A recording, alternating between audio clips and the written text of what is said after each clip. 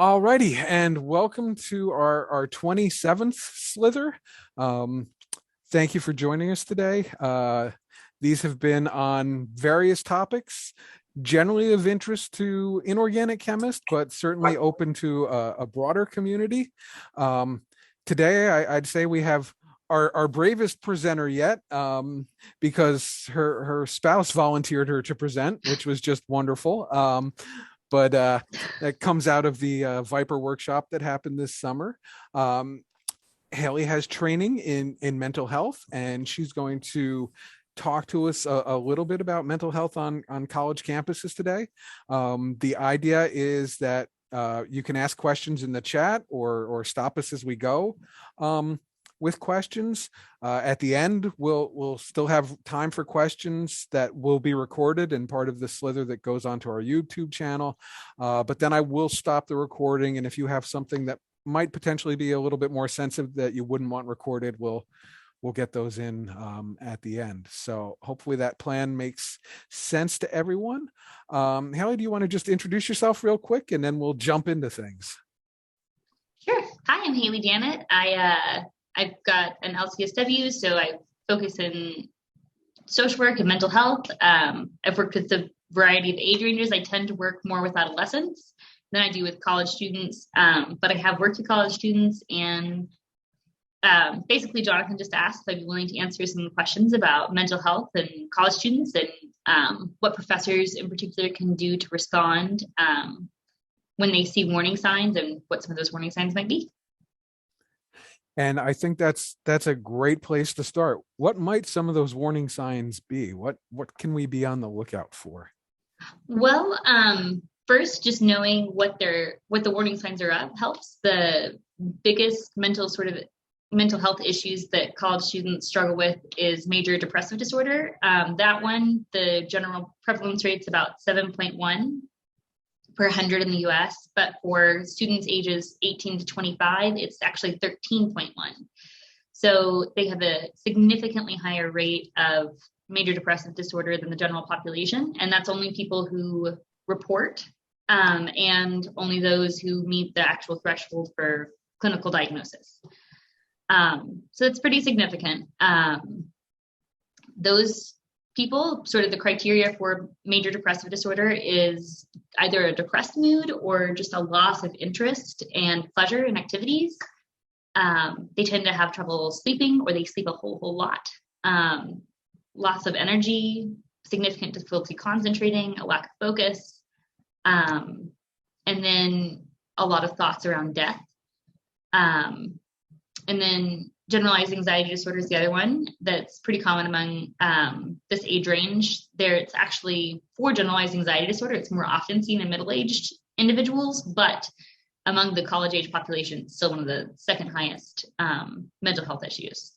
And there's restlessness, fatigue, irritability, same trouble with sleep, but this one also sort of manifests a lot more somatically with muscle tension, headaches, concentration, noticeable restlessness. And then, as I'm sure you are all aware, there's rampant alcoholism on college campuses, but it doesn't actually necessarily predict. There's not necessarily a great predictive factor between mental health and alcoholism for this age group. But still really high alcoholism. Indeed. Okay. So, from the very non-expert in this, obviously all of these are major concerns. On my campus a few years ago, there was an incident of a student taking their own lives, which I guess I would kind of set as the biggest concern sort of thing. Is that a concern for all of these different disorders, or? There is a concern. I mean, suicide is not only related to a specific illness, but obviously you've got a much higher rate of suicide in people who are experiencing significant depression. So major depressive disorder has a much higher rate of suicide. The rate of suicide nationally, I'm not sure how familiar you are with the stats on suicide, but we have about 2.5 times as many people die of suicide in the US every year than homicide. The second leading cause of death for those ages 18 to 24. And we have about 6,000 deaths a year for people ages 15 to 24. And of those deaths, approximately 1,100 are committed on college campuses every year. In addition to the 1,100 actual completed suicides on college campuses, there are about 24,000 suicide attempts that are reported. And I didn't mention it earlier, but with the reporting of major depressive disorder and anxiety disorder, there tends to be a slight difference in the reporting for genders. Women report for major depressive and anxiety disorder about 1.5 times the rate that men do. However, the gender difference for suicide is the opposite. You have about 5.5 female suicide deaths per 100,000, and about 22 for males. So 5.5 to 22 is a pretty significant difference. So it's something I like to mention, because a lot of times when we walk into sort of seeing mood disorders and warning signs, we have a natural tendency to treat different genders differently. But the risk for depression, whether it's diagnosed or not, is high, and the risk for suicide is certainly high, regardless of whether somebody reports depression. And on that note, I'd also like to mention that sadness and loss of interest are what you find in the DSM. But when you talk to people, a lot of times males will report irritability because it's more culturally acceptable to report irritability than sadness. And not that, your guys will mention it, because it'd be odd to mention this to a professor, but lack of sex drive is actually the number one thing reported by men. Are there statistics related to ethnicity sorts of things? And in particular, looking at my campus, we are fairly homogeneous in terms of population, and, major concerns for underrepresented groups. Unlike a lot of other social issues, the rates for suicide tend to be heavily weighted toward white men and American Indian men. So American Indian men have by far the highest rate of suicide at around 33%, or 33 per 100,000. Sorry, not 33%. But 33 per 100,000, which is very high rate. White males come in second at 29.3 per 100,000. And then I think the next highest is Hispanic and Asian American males at around 11.3%. So there's a huge jump there. I can't illuminate why there is such a significant difference in the suicide deaths, but that trend for males to females is consistent throughout age groups and throughout ethnicities. And it is a sad thing to note. What about into gender identity and related sorts of things in terms of sexual identity and those sorts of? There is a significant amount I can't speak for suicide and gender identity. And there's still a huge body of sort of newly funded research going out in those areas. College campuses tend to vary significantly in their sort of cultural norm. Rates of depression and suicidality increase when there's a lack of support. So some of the predictors of suicidality are feelings of hopelessness and helplessness, the belief that nothing will ever change and that you're trapped. And those are higher when you lack social support. So if you have gone if you're, for instance, having a gender identity that was not supported in your home environment, and then you go to, for instance, a collegiate environment where it's also not supported or accepted, then the likelihood that you're going to be experiencing those feelings that are so highly correlated with suicide is going to be higher. Thank you. And again, anyone is free to interrupt us here with any questions. Either put them in the chat or, just raise your hand, and we can certainly take pause. So you were mentioning a lack of a support system there, which I'm guessing would apply to anybody, as being a potential cause for problems. Are there any other sorts of issues that can lead to depression and down this sort of path?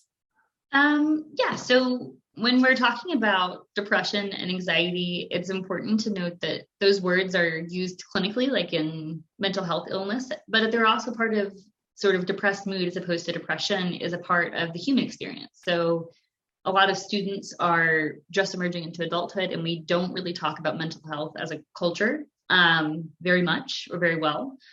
And so it's helpful when talking both with among yourselves as professors, but also talking with students to help to distinguish the fact that, it is a normal part of the human experience to experience some depressed mood and some anxiety. But when those things persist, they're not in the norm, right? They're prevalent. So people experience depression at a reasonably high rate. But at that point, it's interfering with your life, that it's okay and normal to seek treatment for that. The age range from 18 to 25 is also the age range in which most of these significant mood disorders are going to present if you're going to experience this throughout your life. So there's about 75% of cases that present during this age period. So there's a high genetic predisposition. There doesn't necessarily have to be a precipitating event.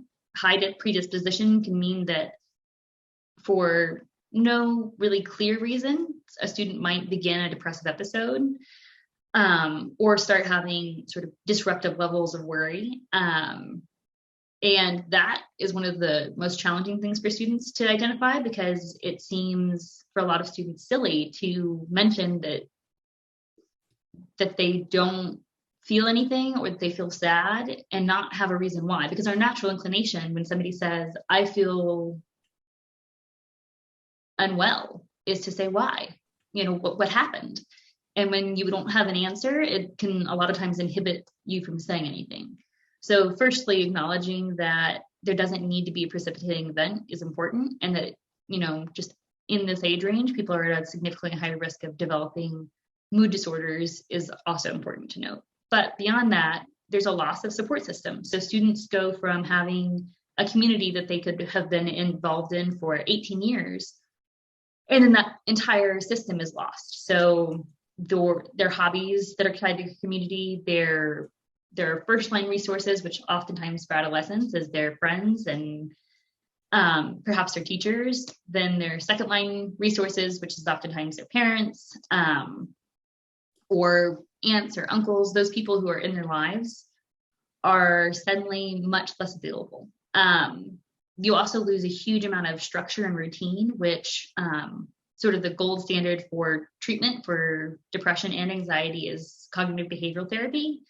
And the active component of CBT is actually behavioral activation. So this idea that routines and structures sort of help to pull us through one task to the other when we don't feel intrinsic motivation or pleasure in those activities is incredibly helpful, and really helps to prevent issues from becoming worse. But in college, you have this opportunity to go to the breakfast hall or not, and to go to class or not, and you have large periods of empty time between classes oftentimes. And you lose a lot of the structure and routine that was instilled oftentimes without your help. And a lot of students lack the sort of understanding of how to implement that in their lives as adults. Finally, there's just a lot of isolation that can happen in college. So, if you suddenly disappear from your house, a lot of parents will notice, or your friends will notice. But when you move states sometimes, and certainly you move locations and you're out of college campus, and suddenly there's nobody to notice that you're in your room all the time, whether it's because you're anxious about something, or you're nervous, or you're just really focused, you're suddenly cut off from a lot of the social experience that helps to sort of produce the endorphins that you need to keep going. And then, as professors, you probably have this wonderful, wonderful idea of how many options there are in the world. Whether you went straight from, grad school to academia, you certainly met a lot of people who didn't, and you thought of this choice, and you probably spend a lot of time thinking about all the other choices that you passed up on, right? And you have a very different perspective than students whose belief is that they had to work really, really hard to get to college, because if they don't get to college, then their life just can't work out. And there's a lot of distorted beliefs around the imperativeness of success in this particular arena. And it can make, a single grade seem like the end of the world. I'm sure you've all had people come into your offices and be like, I failed the test, nothing's going to happen, the whole world's falling down. And, you're used to sort of seeing that. And a lot of times students can be like reassured in the moment, but a lot of times it's a much more fundamental belief that there's only one way to achieve a life that's worth living, or a life that you can be proud of. And those beliefs, if they are there when they're challenged, or whenever they're not successful in a course or on an exam, they can lead to this belief that they're incapable of making it in the real world, or that they are worthless because they failed at this thing that seems so basic to everybody else. And then on top of that, the one sort of resource they have to look to that sort of emulates a parent in some ways is you as professors. And a challenging thing for students is that their professors know, when you're depressed or when you're anxious, there's this natural inclination to keep it a secret. And you saw their lack of attendance, you saw their latest test score, you saw their homework, or the homework that they didn't turn in. And then there's this fear that you'll reject them, or that you think that they're bad, or that they have failed. And so the very people that would be helpful to reach out to are also the people that they are now trying to avoid, because you can see their shame, and you can see that they're failing, and they're afraid of that. And so, I know one of my husband's questions was like, how do I get them to come to my office if they're avoiding me all the time because they're failing organic chemistry?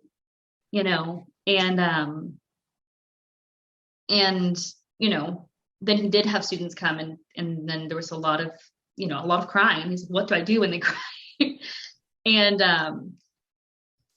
And a lot of it is sort of reassuring them that of what you already know, that you value them, and that whether or not they succeed in organic chemistry, you're not condemning them, and that you still think that they have a chance at being successful, which is something that, obviously you feel since you're at a SLiTHER conference to see how you can support them in their mental health development, but it's not a given to the student.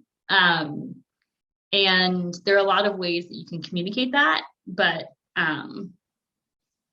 those are sort of some of the reasons that the rates are so much higher, is, just the loss of support and loss of structure, and a lot of the distorted beliefs about the relation of their performance on really discrete tests and classes to their overall ability to have a life that they can be proud of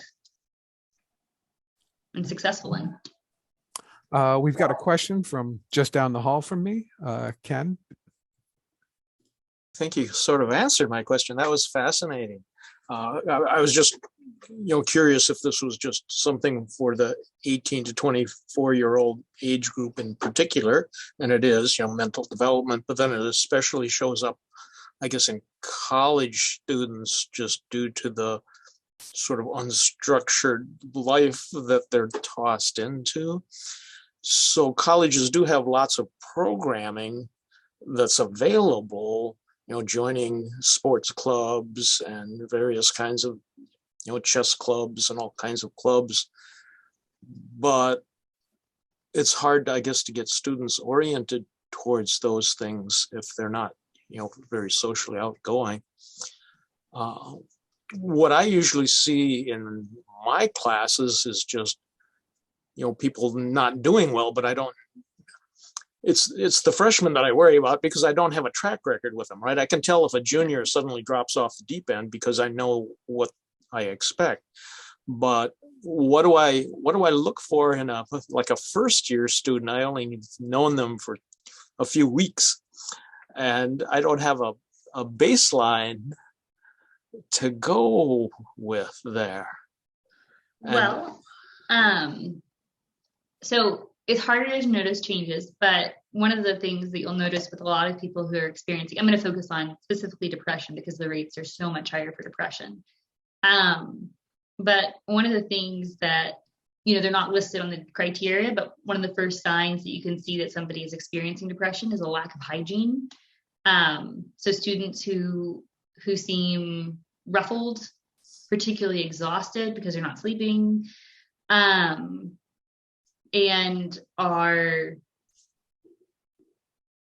I know distracted is a hard one because probably you have half the students in your class who at some point or another aren't paying attention. But for students that you don't have a track record with, just the physical characteristics, and also sort of the level of avoidance. So if you are like, hey, this kid isn't coming to class, but when I say, hey, do you have a second to chat, Bobby? And Bobby seems to be trying to avoid eye contact and seems like maybe they're experiencing some shame. That would maybe be an indicator that you could either reach out to them or reach out to their dean of student life or their faculty advisor. And then, the great thing about that is that as professors, you have a much, much lower inhibition to contacting other people in general, right, than a student does. So the likelihood that a student's going to go to their dean of life is reasonably remote. That's something parents do for their students, but that's not something students tend to do for themselves, especially not a new student on a college campus. But the upside of contacting the dean of life or their faculty director is that you can get more information, for instance. So if you have just nothing maybe that reaches to the level of saying, hey, I think the student is depressed, you can always reach out and say, hey, this student missed, a class their first week and they seemed a little disheveled. I wondered if, you might want to have somebody else reach out to them. Is an okay thing to do because there might be somebody in the residence hall that they can then connect them, or they might get other information that says, oh yeah, well, they were just late and everything's fine. But that just puts them on somebody's radar early on. Because it really is in those first few months that a lot of students do get connected to other people in the community, or they don't because they're nervous and they stay in their rooms and they become increasingly isolated because they don't feel like they have a community. I don't know if that helps, but No, I think that helps a lot. Is there anything in particular we can do in a classroom setting to try and break that barrier a little bit, or more normalize, students being willing to converse about mental health? Yes, absolutely. So one of the best things that you can do is just on that first day of class, just include a 2-minute spiel. You can put it on your syllabus or you can just say it verbally. But there's a lot of stigma around mental health. And to be frank, there's a lot of stigma about sort of the upcoming generations being weak or whining. And there's a lot of reluctance to be seen that way, right? And so there's no assumption that a professor could or would be an ally should they experience one of these things. And one of the ways that you can identify yourself, not only as a person who be understanding and non-judgmental, but also you can normalize the struggle for the whole class. And you can provide some language around it, because a lot of students might not know that what they're experiencing is depression. If you experience a lack of interest or irritability as opposed to sadness, a lot of students won't identify that as depression. They'll just be they'll just say things like, I don't know what's wrong. I'm confused. I don't know. I can't focus. And, a lot of times it's other people who point out like, well, are you eating and are you sleeping? And, and, how does your energy level feel? Those are things that a lot of students lack sort of the awareness to identify themselves. So in that 2-minute spiel, you can just say, so I wanted to mention, because you guys are in the sort of highest risk level age group for depression, that depression tends to present with, sadness, a loss of interest in things you used to enjoy. Maybe you'll feel irritable. People have difficulty sleeping or sleep a lot. They have difficulty eating or suddenly eat a whole lot more. There are a lot of resources on campus. We've got a counselor who's free of charge, and they won't even charge your insurance, which is great for students to know, because parents get told when they go to a therapist outside of the campus, because, under 26, you're on your parents' insurance. And a lot of students either don't want their parents to know because they just feel uncomfortable about it, or they don't want their parents to know because their parents would think that it's silly to go to a therapist. Or would be overly concerned and invasive. But adding that little 2-minute spiel can do a lot to just make it a conversation that whenever you have a student who's struggling and maybe they're in your office, referring back to it doesn't feel as awkward for the professor when you've already mentioned it. And it also is a great opportunity to just give out information like the National Suicide Hotline or the National Helpline. So there's a suicide hotline, but there's also a helpline that you can call. Anyone can call, students, professors, anyone, that can connect you to local resources. So not just the campus resources, but also community resources for referral. So the helpline doesn't do sort of like crisis intervention, they do referrals, and the hotline does crisis intervention. You can also put on your test some of the replacement thoughts around those distorted beliefs. So I remember I had a professor in undergrad who always wrote on his exams, this exam is an evaluation of the amount of, and his was biopsych, the amount of biopsychology you know and have retained, not a reflection of your worth as a human being. And he wrote that on every course that he had, on every exam that he had. It was a great thing to write. It was calming to see before a test. And it also sort of reassures students that you're not evaluating them as a human being on it. So it's a helpful reminder to them, but it's also a helpful reminder of your frame of mind. Other options to write either on tests or exams or on your board, and you can leave them up, if you want to, or you can just put them on periodically as a reminder. You have the ability to create a life worth living regardless of your success on this exam or in this class, or regardless of your performance in this class. You can build a life you're proud of having, or my door's open regardless of how you're doing in my class. There's a lot of variations and a lot of places you can put that, whether it's the byline in the postscript on your email. It can be on your exams, it can be on your syllabus, it can be on your Blackboard, but a short phrase or a short sentence there with, or the address of your counselor's office. Depression is 3-fold higher than those for ages 60 plus. Counselor's office located at, and then you can just put the building and office number. It's a great reminder for students that there's help around and that you're willing to help direct them. But, it also increases the likelihood that a student might come to you when they're feeling depressed. And for a lot of people, that can cause them anxiety. And let's say that a student comes to your office, the sort of ultimate dream, until all of a sudden, oh, now we have to deal with with this. What sort of things should we be aware of or be thinking about?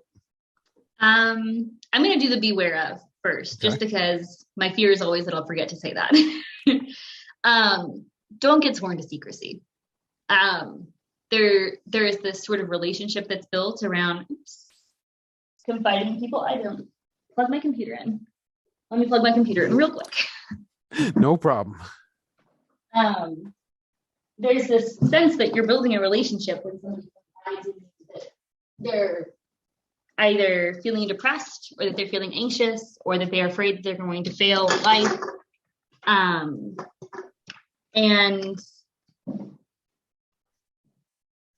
especially if they tell you that they're thinking about suicide, which people do tell. Over half the people who commit suicide have told somebody in the last 48 hours. And if you think about the number of people on college campuses that commit suicide each year, that tells you something. And oftentimes people, especially younger people, will ask you not to tell. And if you're able to, and if you're not able to, then you should just break your word. But if you're able to not swear to secrecy, even though the pressure to seem loyal seems really paramount, the real big pressure is to not let them be alone. It's really uncomfortable when people say, like, please don't tell anyone. And you're like, ugh, I really got to tell someone.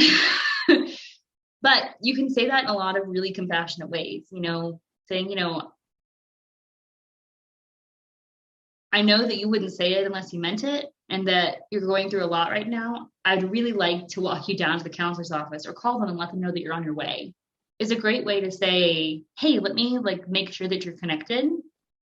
And also, if they haven't asked to swear you to secrecy, but you feel like they might feel betrayed if you told somebody, that's a great way of saying, hey, I'm wanting to follow up. And then you can always send, another email saying, hey, maybe follow up with this person more discreetly to their faculty advisor. But, if they're reporting suicidality, then the likelihood that you should just directly let them know that you're going to talk to somebody else is often a good thing. And when I became a therapist, one of my biggest fears was having kids react poorly whenever I told them that I had to make a mandated report. And believe it or not, mandated reporting a student's suicidality is actually something that I've had very, very few people react poorly to. There's oftentimes much more of a relief than anger about the report. The other thing not to do is not to be shocked. When a student comes in and they say, I have been thinking about killing myself, it's understandable to be shocked, because that's not something you hear every day in your office. But one of the big ways to normalize something is to remain calm, is to say, do you plan to kill yourself? Because thinking about death is actually very, very common. That's part of depression, is thoughts about death. Planning to kill yourself and thinking about death are very, very different clinically, and they're very, very different predictively. So asking somebody who says, I've been thinking about dying a bunch, or I just don't want to live anymore, or I just don't see the point of it, you can ask, are you thinking about killing yourself? And a lot of people are afraid that asking that question might implant the idea in their head, and it won't. There's been a lot of research done, and it's very unanimous, and it's findings that asking about suicide does not increase the risk of suicide. But if somebody does say that they don't want to live anymore, or they just want to give up on everything, asking if they're thinking about death or thinking about suicide is helpful, and it's okay to be direct. And if they say yes, you can either at that point ask, who you can connect them with, or you can also go the next step and say, do you have a plan? Because that's what the mental health counselor will also want to know. Do they have a plan, and do they have means to complete the plan? Because the intent and the plan are the two biggest indicators that they're going to complete suicide.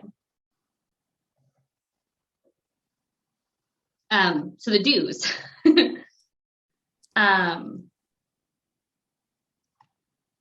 Be curious. You're already curious, and it feels sometimes uncomfortable to be curious, but asking about their life apart from their performance in your class helps to remind them that you're interested in them, and that you and it helps to remind them that there's more to their life than necessarily their performance in their class. And there's other things that to be enjoyed and other things to look forward to. It helps to reduce the tunnel vision around academic performance.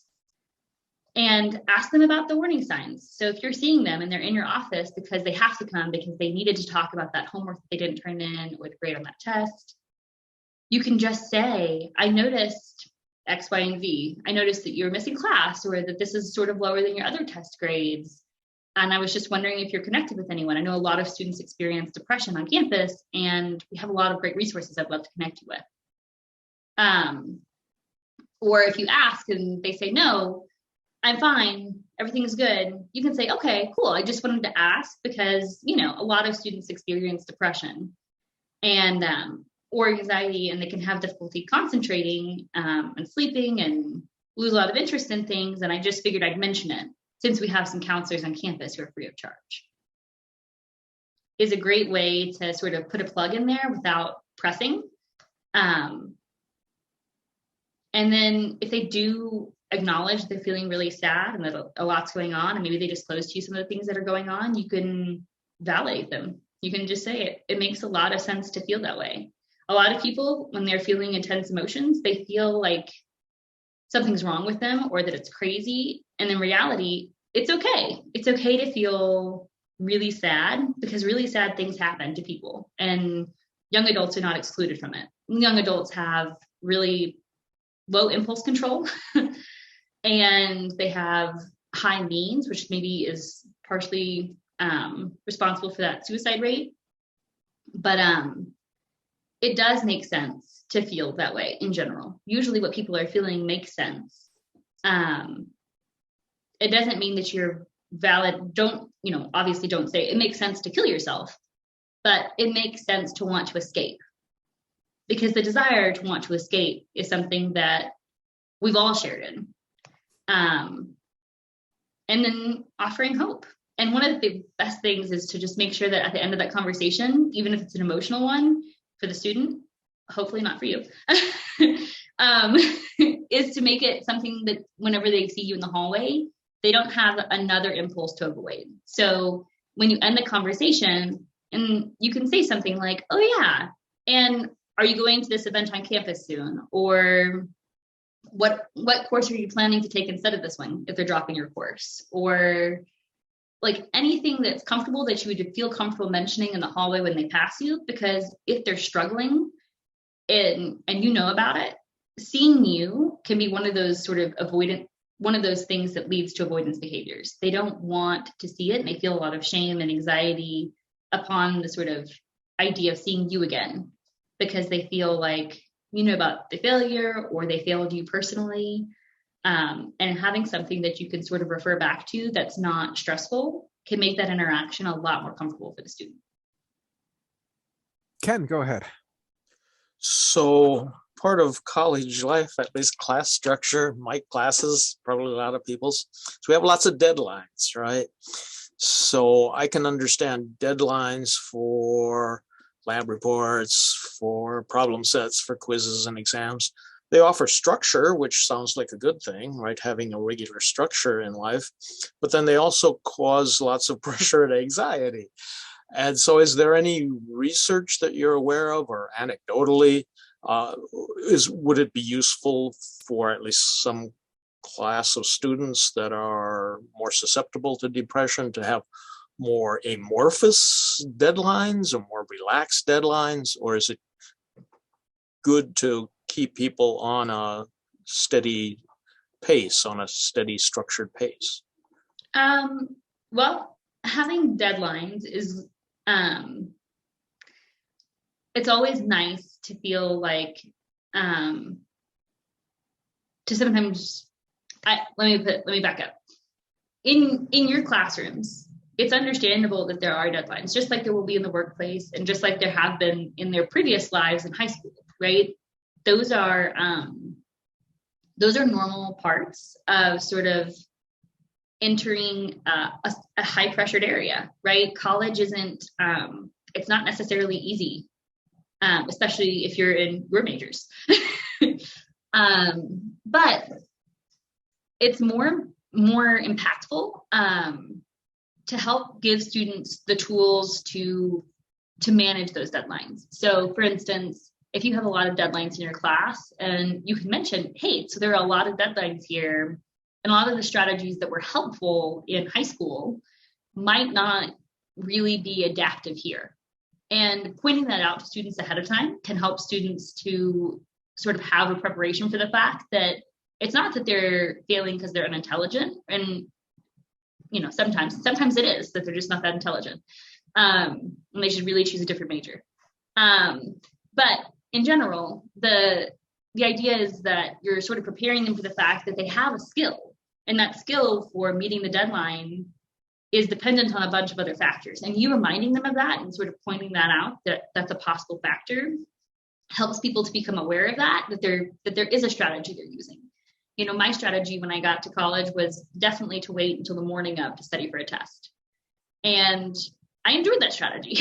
And there was nothing wrong with it in most of my classes. But for some classes, I needed to adapt that strategy. And the ability to adapt that strategy is what really helps you to find success in that, and to also not tie your failure at a specific deadline, meeting that deadline, to your self-worth, right? So say you have a student who's missing a lot of deadlines. One of the things that you can suggest is say, hey, you know, I'm curious what your strategies for sort of academic success were, because you might just need to adapt some of the strategies to a more intense course load, right? And talking to them about the strategies that they're using so that they're becoming more aware of it, it makes it about the strategy as opposed to their inherent ability to succeed.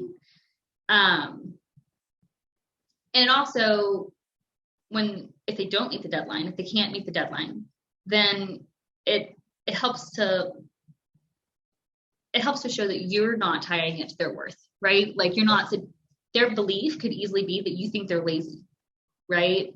Or stupid. Neither of which is pleasant. Nobody wants to be thought of as lazy or stupid. And focusing on the strategies is much more helpful than sort of adjusting the deadlines, because your strategy is probably just going to change with the deadline, right? So if your deadline might be 2 weeks later, then the likelihood that you're going to start it more in advance is not really higher. You're just going to continue using the strategy until that strategy repeatedly fails.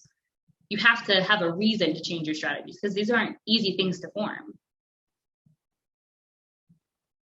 Also, the way you manage stress. A lot of students' strategies for managing stress have to change with higher pressured situations. And some students come from really competitive high schools, and some students come from much more relaxed high schools. And the amount of stress that they're encountering significantly changes in college. So whereas before you might have just unwound and watched a TV show when you got stressed, now you're encountering stress on a high level on an almost daily basis. Then, you know, you don't really have time to binge watch TV every single night to unload.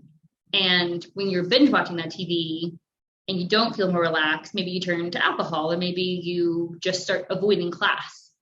And so pointing out that for students who are struggling, or at the beginning of class before you start in your, you know, syllabus day, you can say, you know, this is a really high course load.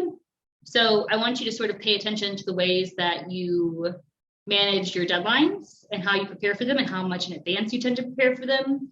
And I want you to also pay attention to how you manage stress, and look at throughout the semester, I might prompt you to sort of look at how you're managing your own stress levels and how effective that's being, right? Because a lot of times people continue to do something far beyond when it stops being effective.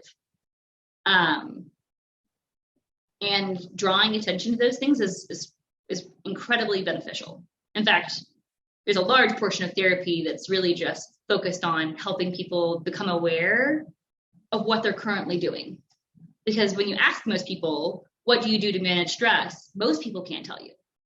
Most people have no idea what they do to manage stress. So letting that be a conversation that they don't necessarily have to answer to you, but they can write down on their paper, and that you prompt them to revisit, can really help bring awareness to that for them. I have a question. Oh, no, go ahead, Taylor. I'll let you hop in. Thanks there, Chip. So I really appreciate the kind of like bewares of lists that you were giving earlier. And as instructors and faculty, like there's a lot of aspects of curricular design and managing a classroom that I don't know, I feel like I'm always kind of making up on the spot. So what are things that we could do like as a part of our curriculum or a part of even like our daily routine that might better support or help students in this new environment, whether it's connecting with each other or just kind of normalizing that conversation? Like, what are the more common, frequent things we can incorporate into our class structure to help students with their mental health? Well, not to sound repetitive, but self-awareness, they call it mindfulness. Mindfulness is one of the easiest to incorporate things for the classroom that you can do, and it's also incredibly beneficial. So having a brief check-in, it takes like 30 seconds, if that. You can have students check in and say, like, you can either have it open-ended or you could have it sort of more structured. But, hey, students, on your Likert scale, rate your stress level today. And you can choose the domains, but some are really physical, so you can have them rate stress level and then the amount of sleep they're getting and the amount of eat they're getting. Or you can choose to focus on the physical, which is like, or the behavioral, which is like, hey, so how prepared are you feeling? How capable are you feeling right now? So if I was going to be a professor, probably I would focus on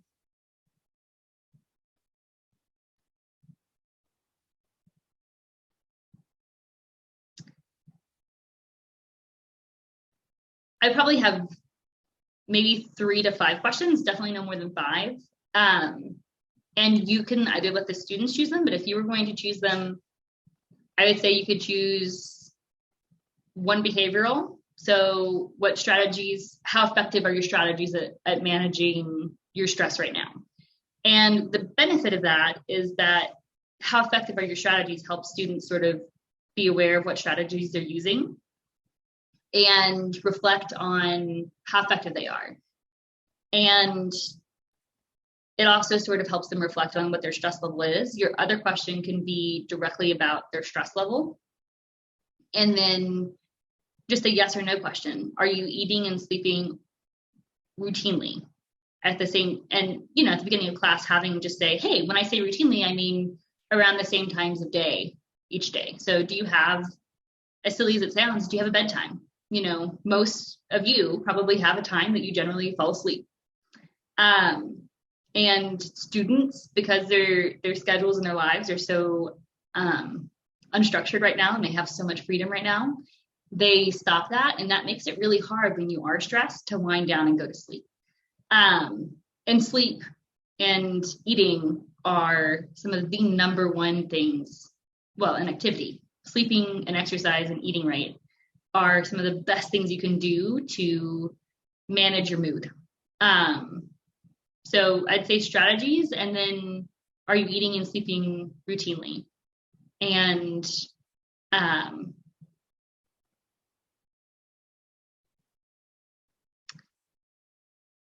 would do my third one probably on relationships. So making sure that there is at least one person that they feel comfortable confiding in. So I would probably ask a question about, you can either do it on a Likert scale or a yes, no, but are you happy with how close your relationships are right now? Because a lot of that sort of language helps them to focus on their ability to change that. So if you're not happy with how close your relationships are, then you can reach out, or you can do something about it, and you can do something about your eating and sleeping habits, and you can reflect on your strategies and decide if it's time to change them. So I would say a brief check-in about sort of those 3 things, where they can either self-report or they can write it on a slip of paper and turn it in as part of class participation, would be a really, really easy and effective way at sort of instilling a component of mindfulness in the classroom. Is that the kind of intervention you're talking about? I can't see your face. So.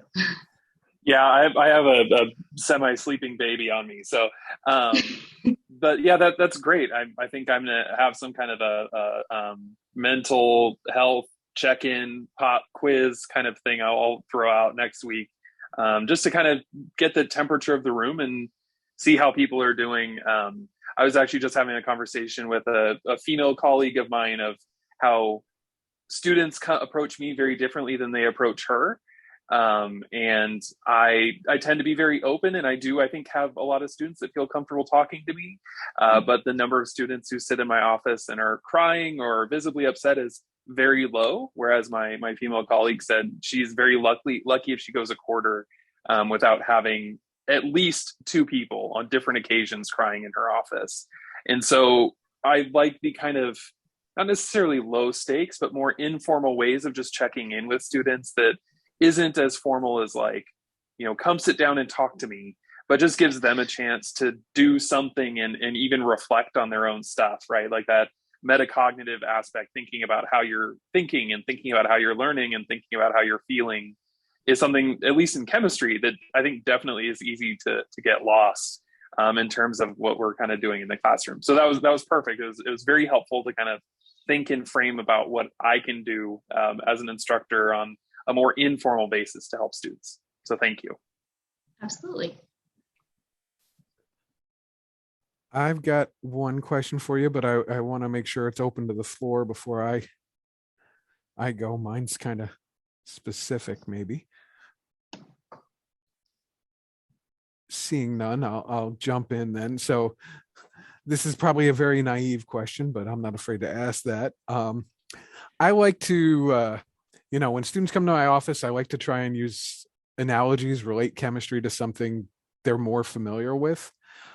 Is that something really maybe I shouldn't do if a student's depressed and not liking the course as part of the reason they're really upset? If I'm linking it to something they like, am I ruining an outlet for them? No, you're not ruining an outlet for them. It's a way to relate to people. And honestly, it's a way to build relationships. And when people are depressed, having somebody that's trying to build a relationship is helpful.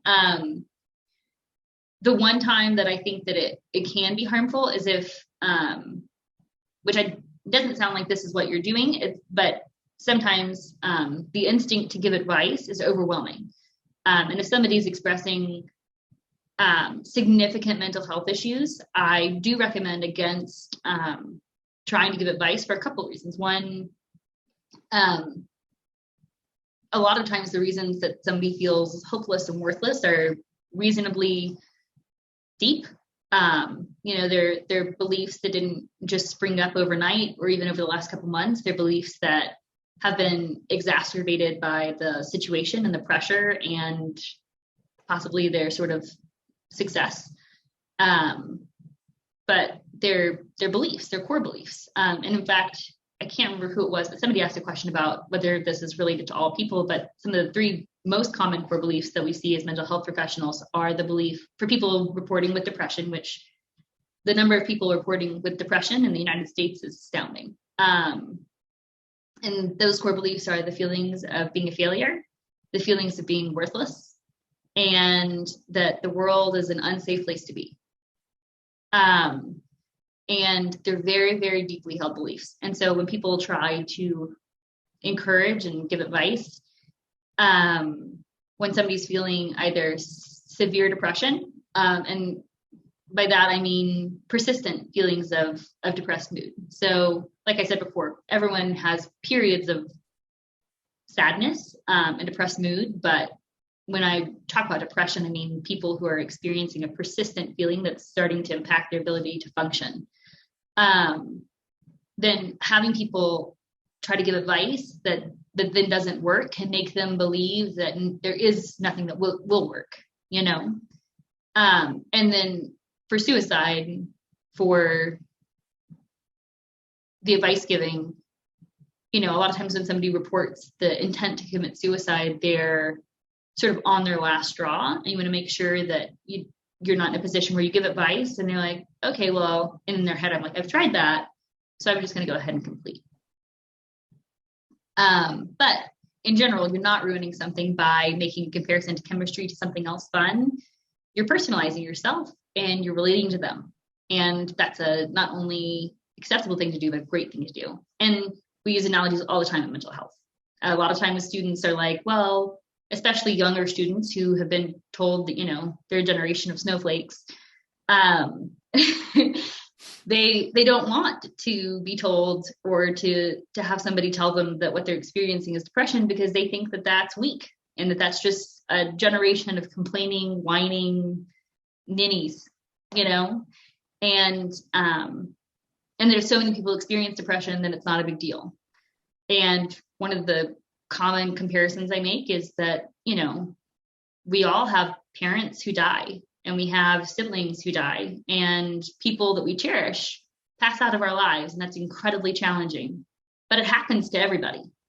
That does not mean that if somebody loses somebody that's close to them, you say, well, everybody goes through that, you'll be fine, Chip. That's just not what you say. So it just helps students to I'm saying students because you're professors, but it helps people to see that, just because a lot of people and the prevalence rate may be high for depression and anxiety and suicide, that they're not any less intense for it. People die all the time, but it doesn't make it any less painful when somebody you love dies. Just like people experience depression a lot, it doesn't make it any less painful or impactful or meaningful that you're currently experiencing depression. I thought of something else here too, and I'm sure this is an impossible question to answer, but I'll try and ask it. Is there, I guess clear cut is probably not possible, but what is the line between I just had a conversation, or I'm in the middle of a conversation with a student, and I'll send an email to the dean afterwards, versus I need to stop this conversation and call someone else, or, make sure I am talking to someone immediately about this student? If rule of thumb, so not quite a clear cut line, but for me, it's a clear cut line because I'm a mental health professional and the law is very clear. Plus, I tend to work with adolescents and my laws are extra clear. But if you're wondering about that line, if you're in a conversation, you're wondering, is this a situation where I should call somebody or I need to call somebody, and you're feeling that sense of ambiguity, that's a great, great, great moment to say, that means I need to ask. We're a culture of bushes, we just travel all around the bushes in life. And one of the great things about chemistry, one of the things I love about hearing about Jonathan's work life is, is that the lines are so much clearer. This is a clear line. If you feel like you might need to send that email, then directly ask the student. I might be jumping the gun here, but it seems like you might be feeling really depressed. I'm just curious, have you been thinking about death or dying? And the worst that can happen is the student's like, no, why would you think that? And then you're like, okay, I was just checking because, a lot of students have that happen, which A, is a chance for you to normalize it, but B, you should ask. Asking them is okay. And if they say, yeah, or they get silent because you just caught them and they don't know how you know their secret-most thoughts, then that's a great opportunity to say, it seems like maybe you are, and I want to make sure that if you're thinking about those things and you plan to hurt yourself, that, and make sure that you have some alternatives, some options. I'd love to reach out to somebody. Is there somebody you would prefer me to reach out to? And that also gives them some agency. Maybe instead of the dean of students, they'd rather you contact their faculty advisor or walk them down to the counselor's office. But if you have the ambiguity, ask the question. And if they say, why do you ask? It's okay to say. It's okay to say, well, you seem really agitated right now, or the other presentation is generally, I don't know, it's very blunted and there's a lot of pauses and blunted gestures and slow responses and maybe even some slurred speech. I don't know. And you can say, well, you just seem like your speech is really blunted. And I know that that's a sign that, you're probably not feeling well. And so I'm concerned because, I can tell that you're stressed right now. And I definitely don't want this class to get in the way of the rest of your life. And if you're wrong, you're wrong. And that's okay. There's just one more person who's mentioned mental health in their life. And that just helps to reduce the stigma later on. They might think you're weird, but probably you are. So good chance. Well, that was great. Any other questions before I go to the end of recording? So I did have one question. And this is different than the depression side, more on the anxiety side. I have noticed that my students are more anxious in lab about actually doing the lab, and this has gotten worse over time. And I don't know how to really address that anxiety, because I think that's a different, it's a performance anxiety, but I think it also ties into that idea that if I fail at this, I'm going to fail at the class, I'm going to fail at life, I'm not going to get to do what I want to do. So I don't know if you have any suggestions for how we deal with kind of that different presentation of anxiety. I have one, and I'm sort of stealing it from my husband. But it is to normalize the expectations around lab. So as scientists, you have been the authors of hundreds, if not thousands, of failed experiments. And to you, the suggestion that they're all going to get it right the first time would be silly. You don't expect that, it's not going to happen. You probably mentioned it when you talked to them about lab. But going into lab is a very different thing. And there is this idea that there's limited amount of time, and that if they don't get it right then they will fail everything. And probably that's not the case. And the other half of it is that all the language we use around lab tends to be about rules and structures and making sure they're safe. And so there's also this sort of physical, what if I break a beaker kind of component to it. And so one of the things that you can do is sort of model for them some of the affect that it's okay to have. You go to lab in grad school, you were in lab with your colleagues. Y'all weren't serious all the time. Y'all, I was in that graduate school lab with my husband. He was like, you guys are jokesters. There was a lot of levity. And while you don't want people throwing beakers at each other, the likelihood that they're going to do that at this age is minimal. And one of the things that you can do is when you're going in lab, say, all right, guys, so how many field experiments going on right now? And help to sort of bring some acknowledgement of their fear in a playful way. Play is one of the best reliefs of anxiety and fear that there are. And joking about it is really, really helpful to them. And also if they're verbalizing sort of their anxiety and they're saying, well, I don't know, I failed, and they're starting to hyperventilate, you can say, oh man, is this your first one? Because I've had hundreds.